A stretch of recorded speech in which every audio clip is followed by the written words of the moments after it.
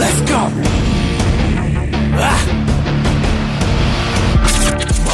You're listening to the Cage Nation TV Prizefight podcast. Coming to you from the Candid Cameron Studios in State College, Pennsylvania. Here's your host, Albert Cameron. Well, happy Friday, fight fans. It's the second edition of the Cage Nation TV Prizefight podcast. It does look like Friday is going to be podcast day, as well as Friday is when the Friday 5 is going to come out at CageNationTV.com. If you guys remember back in the day, way back in the day, there was a little TV show on ABC 23, the local WJAC affiliate, called the MMA Rundown. And on the MMA Rundown, yours truly would get in a little bit of a mood, get a burn on my saddle, and I would start spouting off in some of the funniest ways possible. I called it What's Eating Albert Cameron. Well, today's Prizefight podcast, I'm kind of getting back into that. Today, I'm looking at something, and it's driving me crazy, and I've called them out on it multiple times. I've said, I've commented their posts. I'm saying, hey, what is the deal? And no one, and I mean no one, can give me a straight answer. So today, to you, my listeners, I'm going to go looking for that straight answer. Today, the burn in my saddle is the MMA World Series of Fighting, the WSOF, if you will. The World Series of Fighting is an MMA promotion that was really signed to NBC Sports sight unseen. It was said, hey, we've got this promotion. NBC said, great, let's throw you on the air. And they had some really, really good fights. And,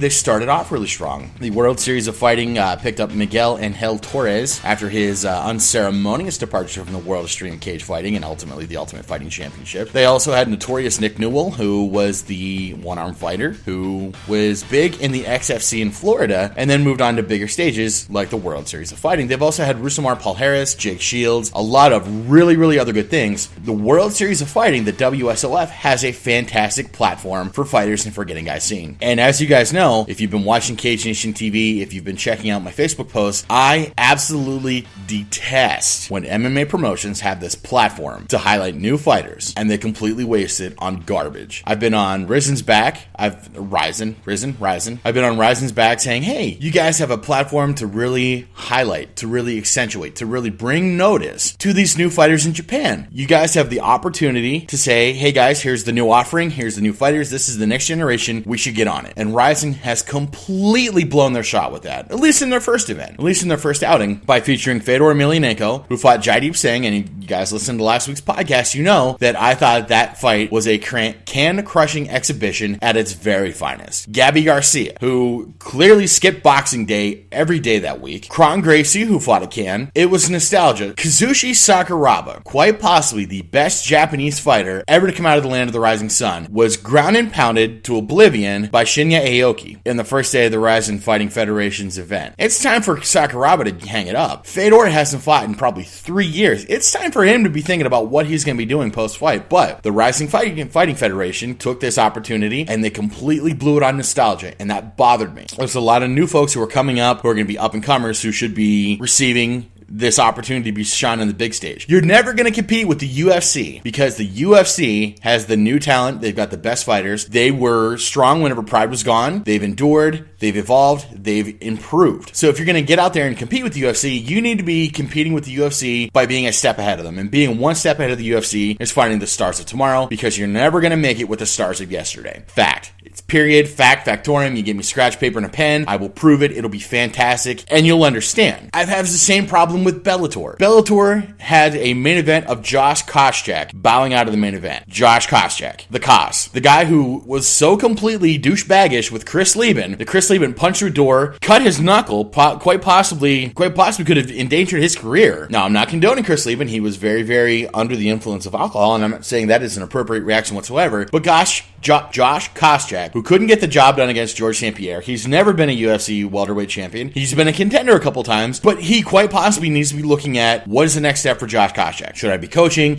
Should I be thinking about opening up my own gym? Not main eventing a Bellator spot. And then, of course, there's the Bellator bright idea that, hey, we're going to have Ken Shamrock, the world's most dangerous man. He's going to get the third match, the second rematch against Royce Gracie. Why? What is left to prove between Royce Gracie and Ken Shamrock? But it's okay, because the co-main is going to save the event, right? The co-main event is going to be so immense, it's just going to be an afterthought. Absolutely not. Kimbo Slice, who is one fight out of retirement from mixed martial arts. He did a stint in boxing. He's one fight out of retirement. He fought Ken Shamrock. He's going to be fighting fellow Street Fighter Dada Dada 5000 in a fight that can only be touted as who gives a furry rat's ass about it. That fight, in my opinion, is perpetuating that, hey, you got Jim and Joe down the street there who are going to get into a fight at the bar, but as long as someone puts it on YouTube, hey guys, make sure you put the fight on YouTube because you're going to get somewhere. If you put that fight on YouTube, someone's going to take notice and Bellator could sign you. That is completely driving me out of my skull. That the fact that Dada 5000 has not fought contenders. He has two pro fights to his name. Two. More than one, less than three. None of them have any sort of title fight implication. Now, he's getting the co-main event spot on unexpanded cable. Spike TV. He has gone from running a backyard fighting federation, that is a criminal enterprise. Let's not sugarcoat it. If you're running backyard fights out of your backyard, people are fighting each other with stakes in the ground and ropes, that is a criminal enterprise, and that's the only way to call it. He goes from running a criminal enterprise to he's going to be on Spike TV without accomplishing anybody. He has not beaten any contenders. He has not had any hard-fought victories. He's carrying a sledgehammer in the poster. Good God, why is this guy not fighting for a title? That's my problem. You're completely blowing the platform. The exposure, efforts that could be used to highlight these other guys is being used for garbage. Ken Shamrock is one of my favorite fighters in the entire planet, but if he beats Hoist Gracie, what does that prove? Does that put Ken Shamrock in the heavyweight title picture or the light heavyweight title picture, even middleweight? Does that put him in the title hunt? No. If Dada 5000 beats Kimbo Slice, is there going to be a parade in the streets of Florida and he's going to get gold around his waist? No. It's a garbage fight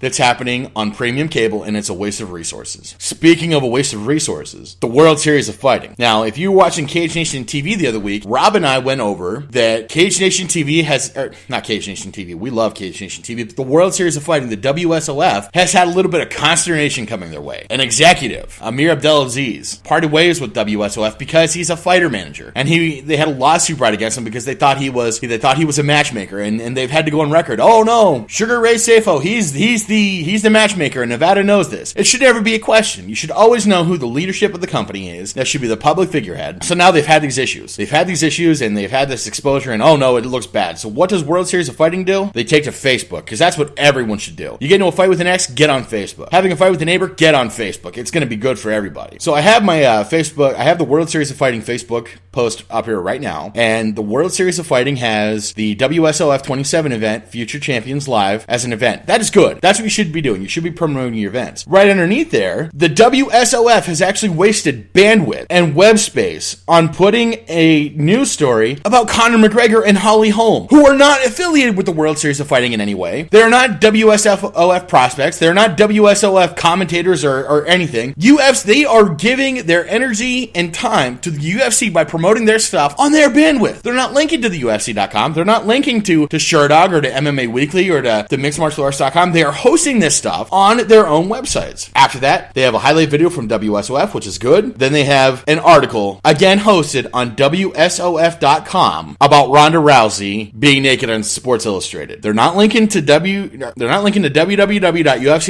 They're not linking to Sherdog. They are hosting this stuff on their own resources. They are giving UFC free promotion on their own web event. We got another event. We're wishing Karos Fodor happy birthday, which is good. And then what's this? Holly Holm. Holly Holm is not going to have to wait 6 months to fight Ronda Rousey. She's going to fight Miesha Tate. Is that coming from Sherdog? No, it's coming from WSOF.com. This is laughable. This space they're wasting on attention, on, engaging the fans. They're wasting it on fighters who are not WSOF fighters. They are UFC fighters, and the UFC is doing a great job of getting the news out there. That's what the UFC does. They are a promoter. The WSOF is essentially they're wasting their own money on fights and fighters that do not matter, that do not have any money-making implications for them whatsoever. Here's another one about Ronda Rousey. Here's another highlight. So half of the posts that we're mentioning, half of the posts that are on the World Series of Fighting's Facebook page, which is their connection with the fans, it's social media. That's how they get the word out. That's how they connect. That's how they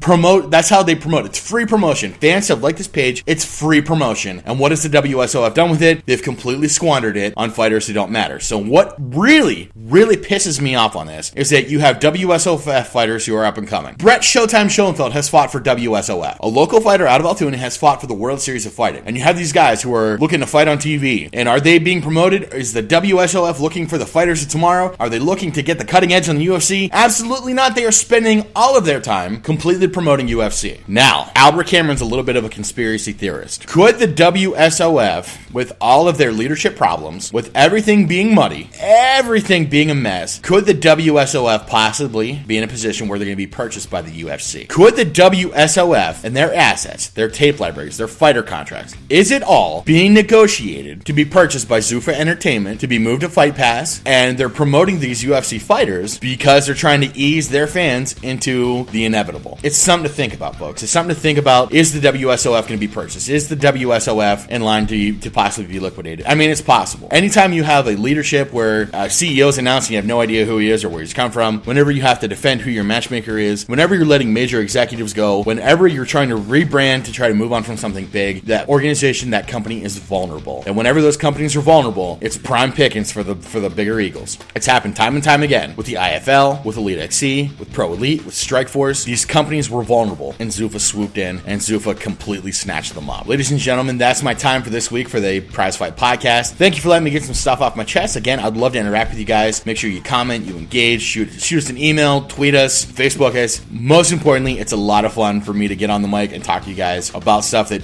really kind of makes me angry. Next week's Prizefight podcast, well, I have no idea what's coming up, but hopefully it's good. Hopefully you guys enjoy it. It's going to be good. We're confident. We're confident here at Cage Nation TV. It's going to be good. Make sure you check out CageNationTV.com. Again, today we posted another Friday 5. Next week we're going to be doing another Friday 5 and another podcast. CageNationTV.com and YouTube.com/C/CageNationTV. We're going to be posting a web series, and it's going to be a lot of fun. Thank you, folks, for checking out the Prizefight podcast and supporting Cage Nation TV and all of its assets. I'm Albert Cameron. You guys have a good week and behave.